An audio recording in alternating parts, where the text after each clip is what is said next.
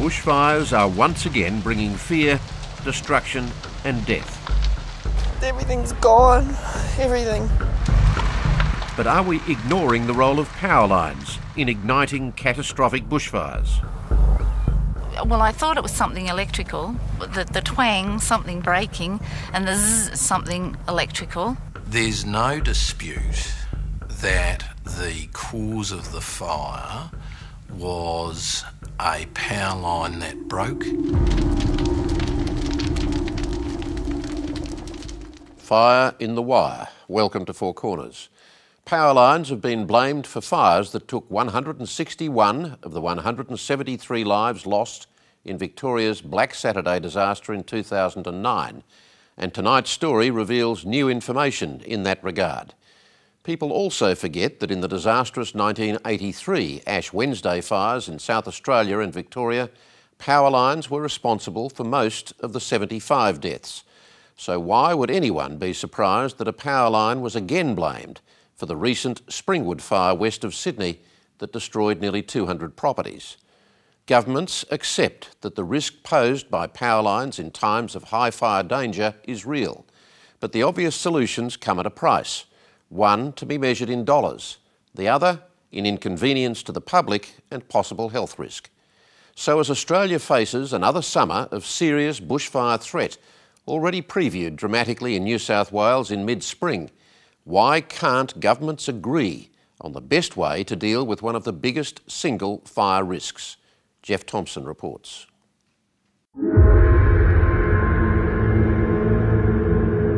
Early and angry. Southeastern Australia's bushfire season rages to life yet again.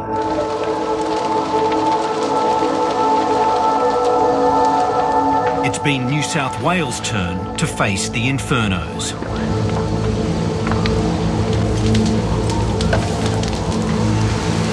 Summer's still a month away, but hundreds of houses are already reduced to ash or scorched beyond repair.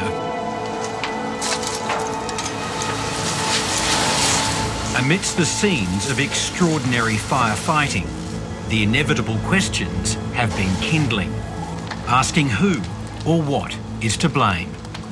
Is it arsonists or a warming world?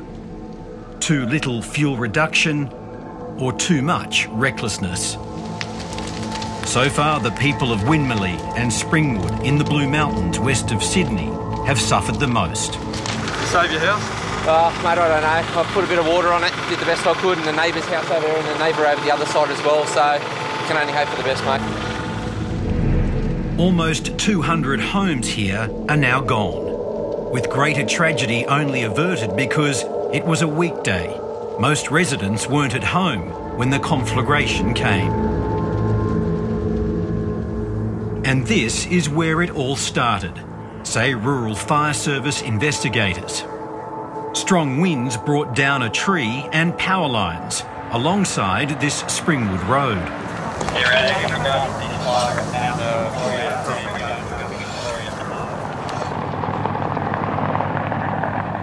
I heard a twang and a zzz, and I didn't turn around because I thought I heard something on my roof, and I thought... Marilyn Stubbs heard it all before watching the fire tear through the bush opposite her home.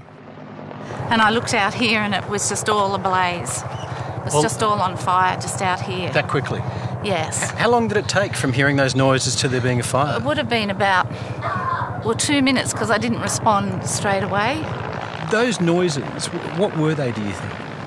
I thought it was something electrical. The twang, something breaking, and the zzz, something electrical. Power lines start only a small fraction of the bushfires in Australia each year, fewer than 4% of them. But because they start near where people live, on hot, dry and windy days, electricity-ignited bushfires are often extremely destructive. The case is now being made that power line failures sparked the two biggest firestorms of Black Saturday in Victoria in 2009. But what if the deadliest bushfires in Australian history were actually preventable industrial accidents? Victoria is perhaps the most bushfire-prone place on the planet. And in February 2009, the possibility of a deadly firestorm had never been so predictable. More worrying for the authorities is the forecast gale force winds. The wind, they're saying 45 kilometres an hour to 100 kilometres an hour. Absolutely, I'm worried, and so should the rest of the Victorian public be worried. This is really unprecedented dry weather. It's dry, hot, windy. It's not going to be good. There's simply no way of underestimating the fire threat Victoria is facing over the next 24 hours or so. It is just as bad a day as you can imagine, and on top of that, the state is just tinder dry. In the stifling heatwave days leading up to Black Saturday, everyone was talking about bushfires. The heatwave of the last 2 weeks is going to end with a bang. And authorities are worried. Lightning started at least one fire and arson another. But electricity was only being mentioned because there was not enough to go around. Temperatures so out of the ordinary that power lines were unable to carry the demand. With a crippled train system and power blackouts, how will we cope with the dangerous weather predicted this weekend? The fact that power lines might actually start bushfires was not on the agenda at all. Our weather conditions for the state, if I said they were bloody horrible, I am underestimating them. I have never seen figures like this. Saturday, February the 7th came and everything unfolded as predicted. Everything the Bureau had told us was starting to happen. The wind was blowing in Western Victoria, temperatures climbing rapidly, and I'm sitting there looking at by 11 o'clock we got 40s across the state, 40 degrees of temperature, wind blowing a gale, and I knew we were in for it. The day was half over before new fires started. Dozens of fires are burning out of control across Victoria. The worst fears of emergency services and residents have been exceeded. Soon, as predicted, Black Saturday was worse than Ash Wednesday and deadlier.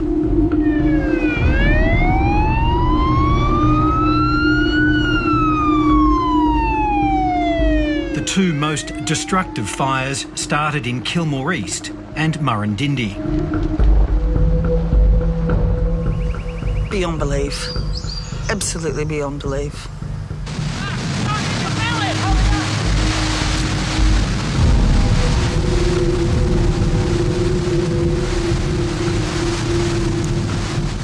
The Kilmore East fire all but destroyed Kinglake and other towns, taking 119 lives and more than 1,200 homes.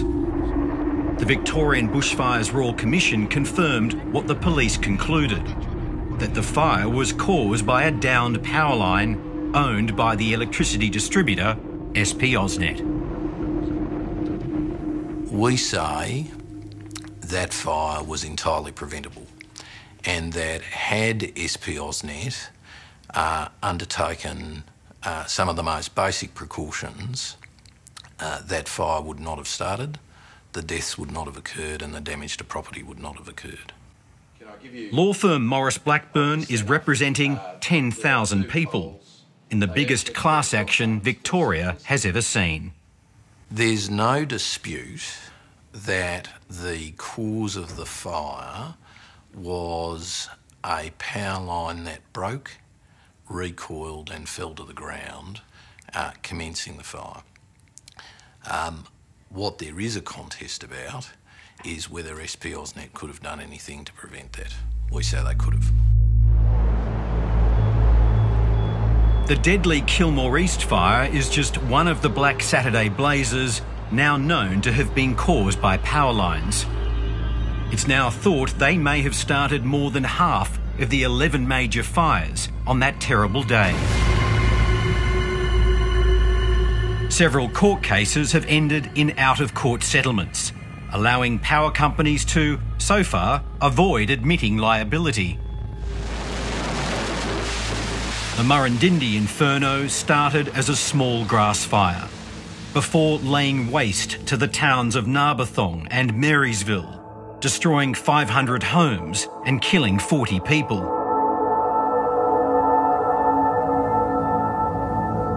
As the community dealt with the loss, the police doggedly pursued a theory that an arsonist was to blame. The horror of that idea was felt at the very top. What do you say about anyone like that?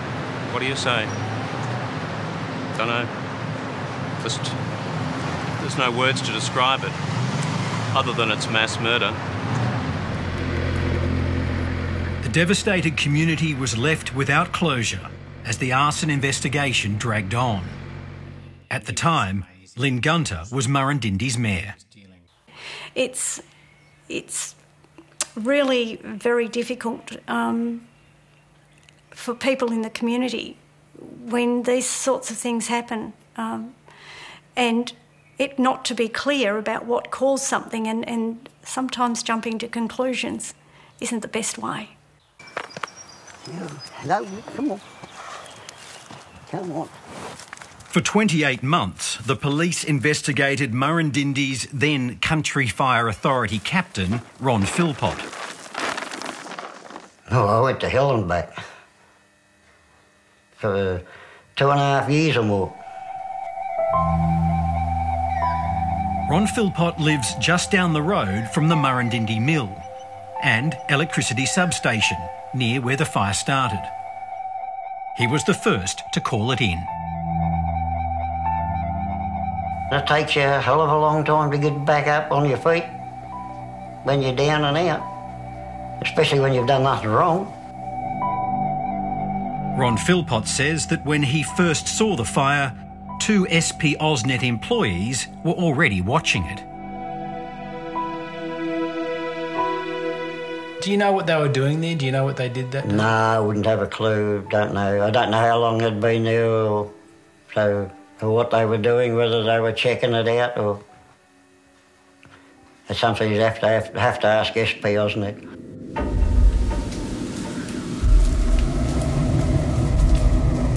The arson investigation meant that the causes of the Murrindindy fire were never considered by the Bushfires Royal Commission. The Royal Commission was faced with a circumstance where there was a police investigation on foot, and they didn't want to interfere with that investigation. After the Kilmore East case is concluded, Maurice Blackburn will lead another class action, alleging that the fatal Murrindindy fire was also started by a preventable power line failure.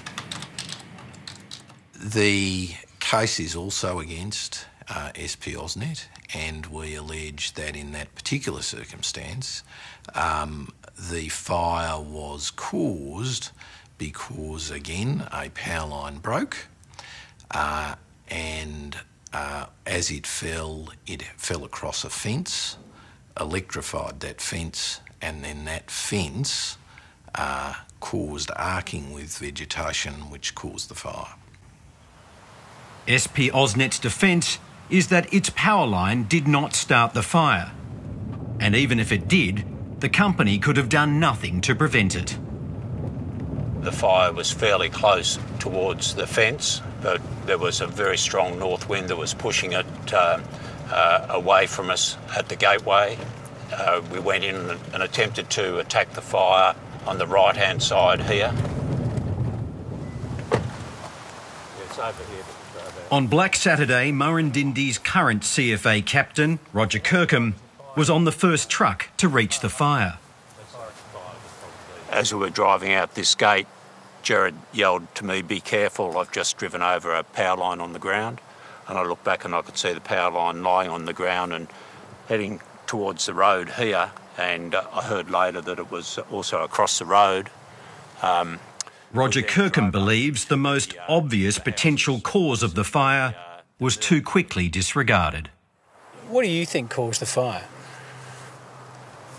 I think the fact that the power line was on the ground here, and that I guess evidence would point to the fact that the power line's on the ground, there's a chance it could have arced, and if it had arced along the fence line, then it could have caused the fire to start along the fence line or back further to where it had started, where we took the truck into the paddock at the first instance.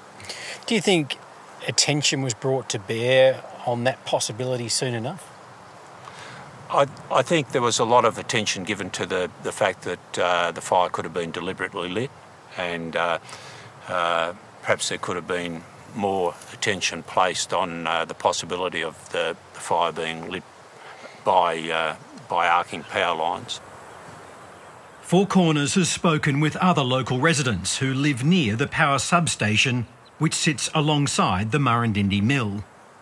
They did not want to be interviewed on camera, but several reported hearing loud bangs coming from the substation area just before the fire started on Black Saturday. The community are almost convinced that it must have had something to do with that. They're pretty much certain of it in their minds. CFA volunteer Stan Bambury watched the fire take off from a hill above the substation.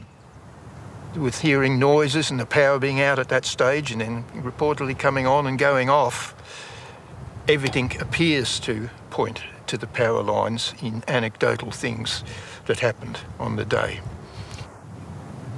In the end, the police dropped the arson theory.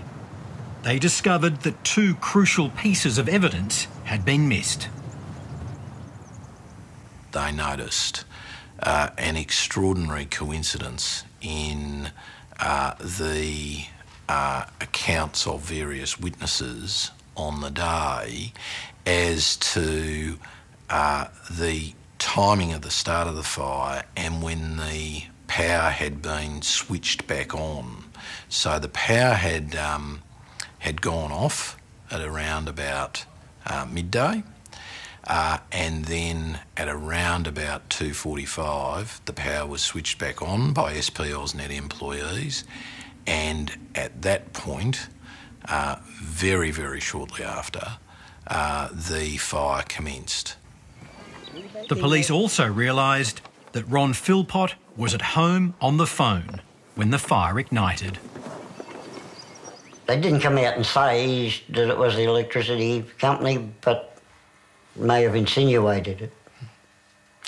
And did they apologise to you for the way for their investigation into you, and has anyone apologised to you? No, I haven't had an apology from any of them. Media, police, nobody. Along with 2 deaths in the Beechworth blaze, the fires which began at Kilmore East and Murrindindi on the 7th of February 2009 took 161 lives. That's 93% of the deaths on Black Saturday. The evidence is mounting that power lines caused all those fires. I think the public policy in terms of trying to make the system safer in future has to take those rather scary, those overwhelming figures into account. Michael Gunter was one of the first people to be convinced that electricity failures were also responsible for the Murrindindi blaze. He experienced Black Saturday over the radio from Melbourne and found it traumatic. There was a sort of a media frenzy after Black Saturday blaming greenies and lack of fuel reduction burning, and particularly arsonists. The horror of that day turned the former doctor into an enthusiastic investigator of the electricity industry. Somewhere along the line it was obvious that at least one of the major fires had been lit by power lines, and yet the media story and the general perception in the public seemed to be that it was all the fault of nasty, deranged arsonists. Michael Gunter closely followed the Victorian Bushfires Royal Commission and its canvassing of past inquiries. Still conduct a badly rusted history of falling down. There was an excellent report done by Sir Esla Barber to the government in 1977 after some fatal bushfires and grass fires right across the state. The Barber inquiry was the first formal examination to establish a certain link between power lines and devastating bushfires. What the report found was that the SEC had been, which was the state-owned electricity utility at the time, had been telling farmers and rural people for many years that their power lines couldn't cause fires. This series of tests carried out on a normal low-voltage line at Camberwell shows clearly the amount and trajectory of particles emitted as a result of the conductors clashing. Michael Gunter uncovered a long-forgotten film buried deep within Victoria's State Archive. On it was footage of tests revealing that the then State Electricity Commission, or SEC, knew that clashing power lines could cause bushfires as far back as 1974. The incandescent particles are visible even in broad daylight, and it can be seen that in some cases they reach the ground with sufficient heat to cause a fire under the right fuel and weather conditions. The SEC's tests convinced the Barber Inquiry to make a series of recommendations. When a tree branch contacts a high voltage line, the effect is even more startling. It called for more fuel reduction and vegetation control to prevent trees touching power lines. In the field, the effects could be much worse if conditions were conducive to a fire. It took only 40 seconds from the time the branch touched the wires until it fell in flames to the ground. The inquiry also favoured technological improvements in fuse design and putting spreaders on power lines to stop them from clashing. However, the Barber report concluded that if the future measures are not adequate, then, almost as a policy of despair, resource may well have to be had to the turning off of all power on days of potential danger.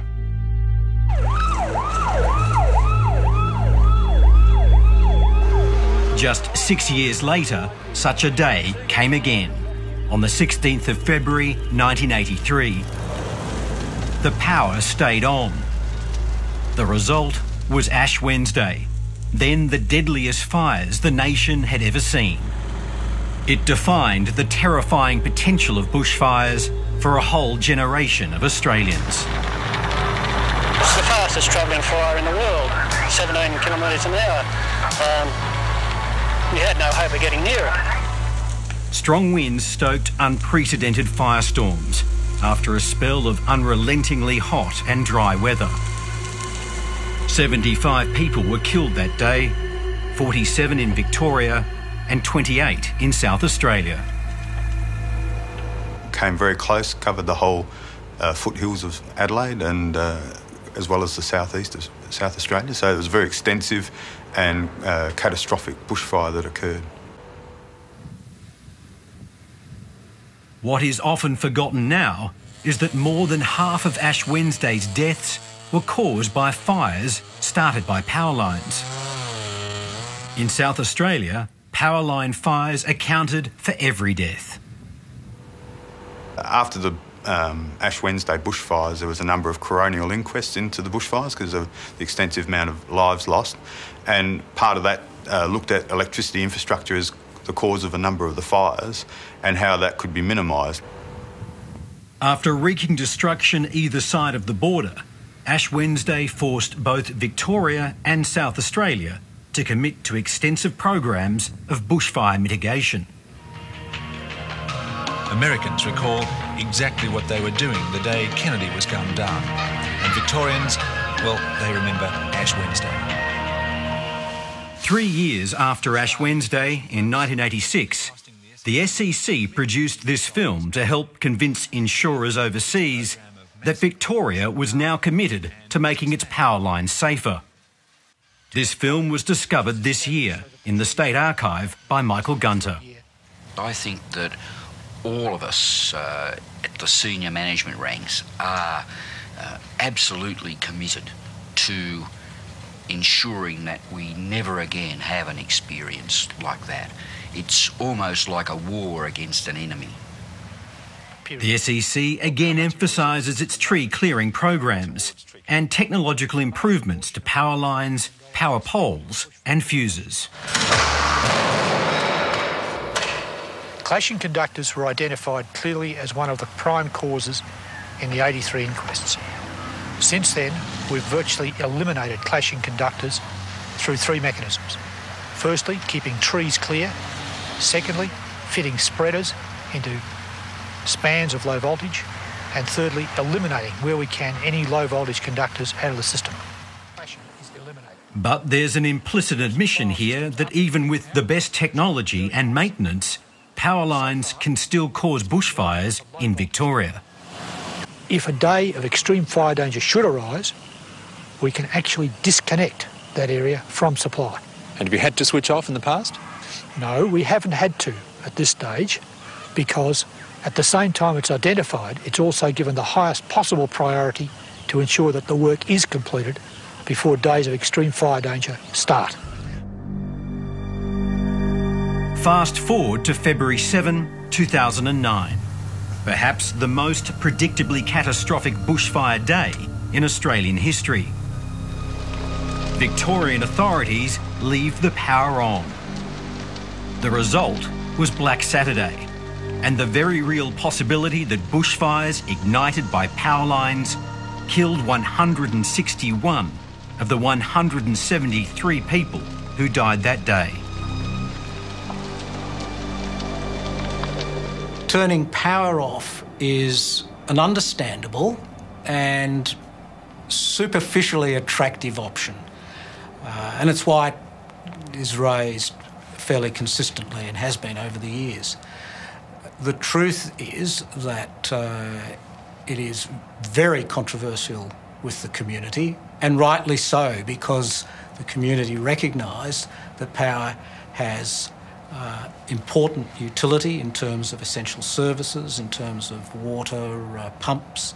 It's critical and important for animal welfare, communications, and to preemptively turn power off really causes more problems and creates more risks than it actually solves.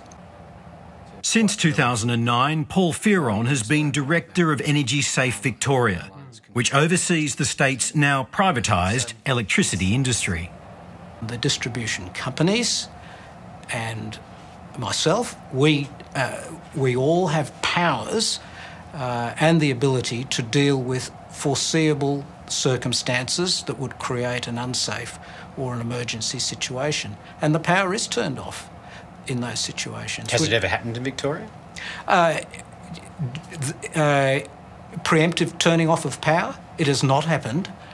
And the current policy of this government and previous governments is that it wouldn't happen. And I certainly wouldn't recommend it. So this is the area where serious fires occurred and quite a large number of people lost their lives in this area. So Bill Greenland is the former General Manager of Supply Safety for Energy Safe Victoria.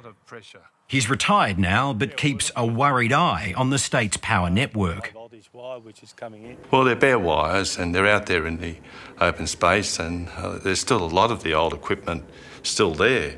And of course, that equipment is prone to failure after a long period of time, and they will start fires. And the hotter the day and the more serious the day becomes, the more likely you have of getting a fire start and starting some form of bushfire. Bill Greenland believes that it is inevitable that despite improvements, Victoria's ageing network will continue to start bushfires on high danger days unless the power is turned off. We do have a lot of fire starts a year from electricity assets, and I'd have to say that they're not decreasing to the extent that they should be. Until we get to that situation, I think we've got to take a proper look at the system and say somewhere in those areas we may have to take the power off. The horror of 1983's Ash Wednesday led to exactly that conclusion in South Australia. Here, on days of extreme fire danger, electricity distributors can switch the power off to high-risk areas without incurring liability for losses suffered. Vince Duffy is the bureaucrat in charge of South Australia's powering off policy. In high wind conditions, you tend to get branches coming off trees that come into contact with power lines, and when they're live, they short across and can start a fire with the tree, or cause a fire to start in the grass below. And with extreme dry conditions as well as high winds, they can get away from people really quickly. So in those circumstances, in high bushfire risk areas, there is a policy to turn the power off on occasions. It hasn't been used extensively, but it is there as one of the options to minimise fire starts. So in South Australia, the calculation is that in those conditions, it's just simply safer in some areas not to have power. Yes. South Australia's private electricity distributor, SA Power Networks, has told 4Corners that if it faced the same conditions confronted by Victoria on Black Saturday, it would have switched the power off. Well, I'm not sure that I would put a lot of credibility on that comment, that it's faced with that decision, you couldn't take something like that lightly, and all I can say is that that comment is more in the nature of a throwaway line, more about explaining how serious and significant the conditions that we faced. So if Victoria faced a day like Black Saturday again, would you recommend the power go off? I would not recommend the power. If I was faced with exactly the same conditions, I would not be recommending the power be turned off, because to do so I would need to say where and when. And when it comes down to trying to operationalise a concept that seems obvious and intuitively attractive, is very complex and difficult to apply in practice. The question is where and when. If you faced comparable conditions in South Australia, would you have turned the power off? It's a decision for SA Power Networks to make, but I expect if they had met the fire danger 3 level and there was greater than 63 kilometre hour average winds, they would have turned the power off to avoid the risk of bushfires. On Black Saturday? In any circumstances where those conditions are met. As the mercury climbed in Victor Harbour, more than 3,000 homes and businesses had their power cut. Well, it's a real problem because we have no FPOS machine, no music, no lights, no till. ETSA says it cut power to prevent the risk of fire from trees falling on live power lines in high winds. It acted under legislation introduced after the 1983 Ash Wednesday bushfires. South Australia last turned off the power to high fire risk areas in January last year. To me, it's a no-brainer. You know, if you stop the fire, you stop the problem. But and prevention is the best cure. For almost 7 hours, parts of the Florio Peninsula near Victor Harbour were without electricity. Graham Philp is Victor Harbour's mayor. I know here they have ability to map a fire, know exactly where it's going to run and what's going to be placed in front of it. So I'm assuming Victoria's got that technology, and that's how they learn how to fight the fires and use their resources. So the technology is not hard. It's been there for a long time, and it's just a matter of getting those plans in place. My advice would be to keep turning the power off on those extreme days. But turning off power supplies presents its own set of problems. Chief among them are health concerns. You will certainly do harm to a community if you cut their power, but you will not certainly provide them with any benefit, because you cannot be sure that the power assets were going to cause a bushfire. And the health impacts of cutting power are really very significant, especially on days of hot weather.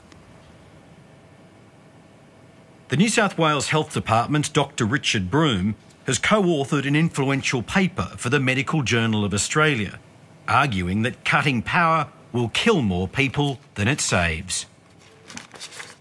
Those risks associated with power failure exist on heatwave days and they exist on catastrophic bushfire days, and often those two days are related.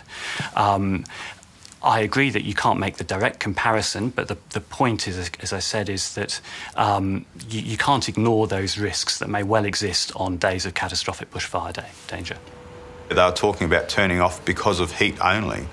And clearly we don't turn power off because it's hot.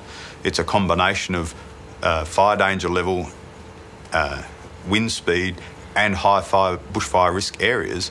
So we wouldn't be turning off preemptively the power within the Adelaide metropolitan area. More than 3,000 people were affected when the power was turned off in parts of South Australia last year.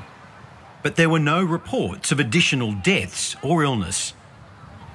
Not to my knowledge, no. Although we do have an elderly community in our area, I'm not aware of any direct deaths, etc., from the heat. That does not mean the sudden loss of power was popular with the local community. Businesses in tourist towns such as Port Elliot had to turn customers away. The impact in our business was that we lost about $25,000 in turnover. We had a lot of people that came from the area, a lot of the older people that came to our hotel looking for relief as well, air conditioning, thinking that perhaps we had a transformer that could keep the power going and so forth. So there was a big impact on our business and just the people within the community. I just think it's time that somehow we've got to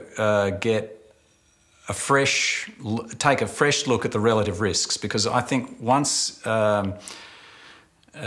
people have resilient plans that they can survive, not necessarily without inconvenience, but can actually survive and not die when the power is turned off, then it becomes a sensible and viable proposition to save lives.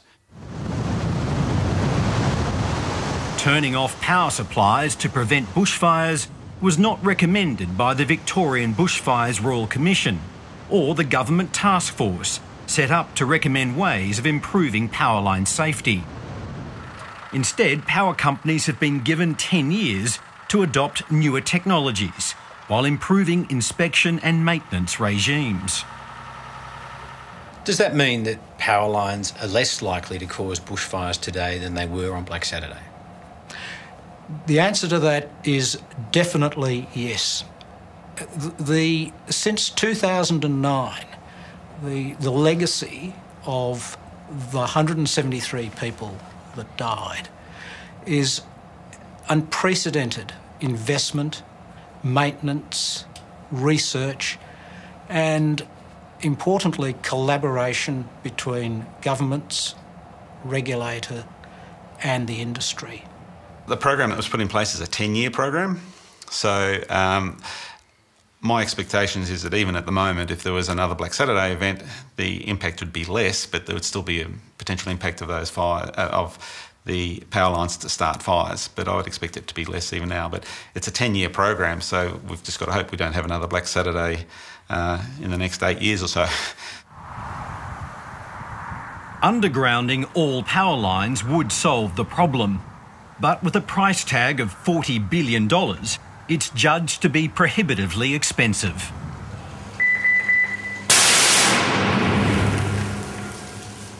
Right, what we've got here is a shot with a normal speed camera. You've got 3 copper bars, similar to the 3 conductors you'll see on high voltage overhead lines.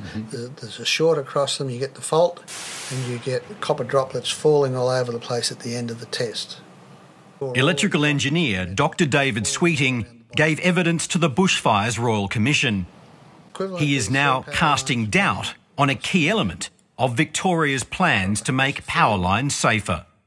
And how comparable is this to what would happen with a power lines clash? If the fault current's the same, the amount of droplets would be almost identical. Clashing power lines, tree branches or birds can cause faults like the one seen in this experiment. The arc squirts metal droplets out of the 2 conductors. Those metal droplets come out, they're hot, they're molten metal when they come out, and they fall to the ground. Now, if that flammable material's got moisture in it, all I'll do is dry it out a bit. If that's got no moisture in it, it can get it up to ignition temperature. And you have a bushfire. And then you have a bushfire. In the past, such faulting power lines would be automatically reconnected, which can cause more arcing.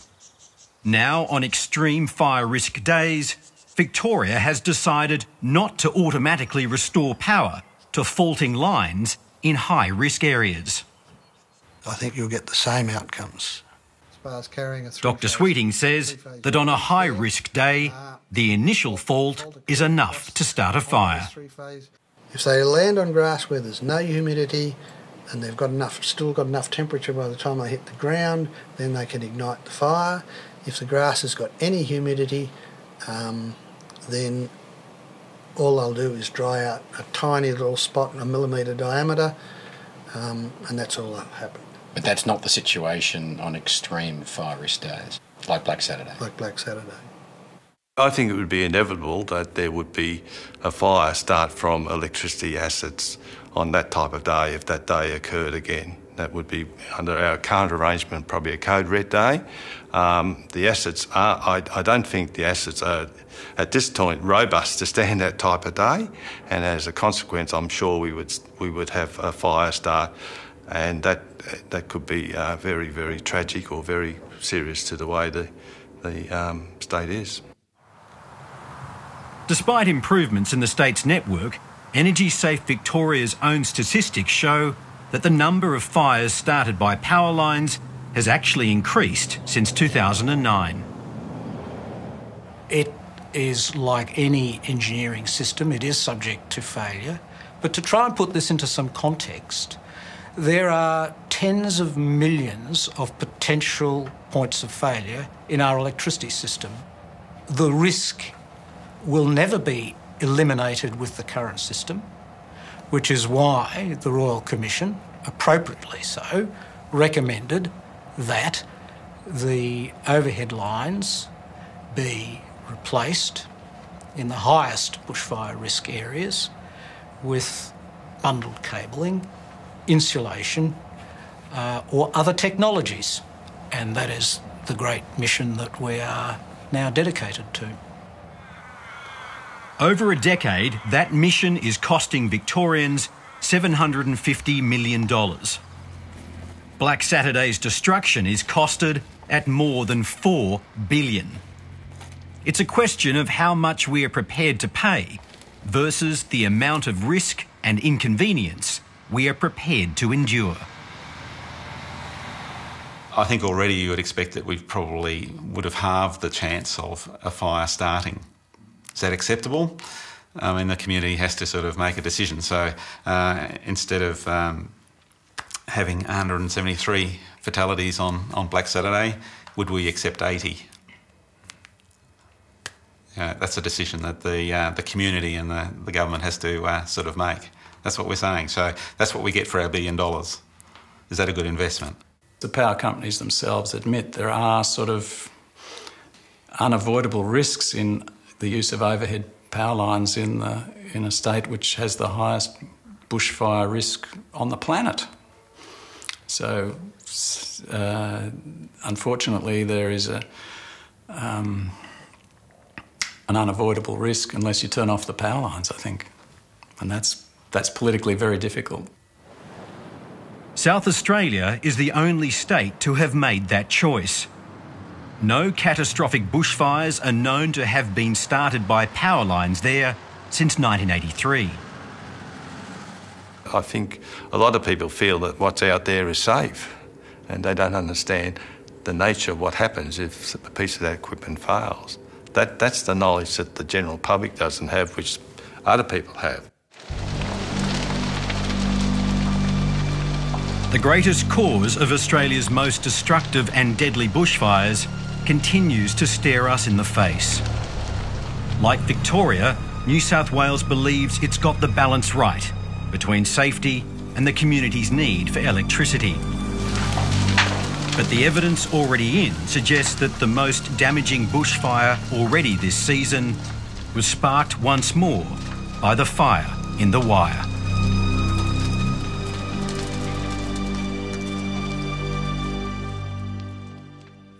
Of course, the elephant in the room on this issue is climate change. And if it's true that we face a world where weather extremes are going to become more and more commonplace, then the critical points of this story come into even sharper focus. Next week, the obesity epidemic that may have begun in the West but is taking over the world. Until then, good night.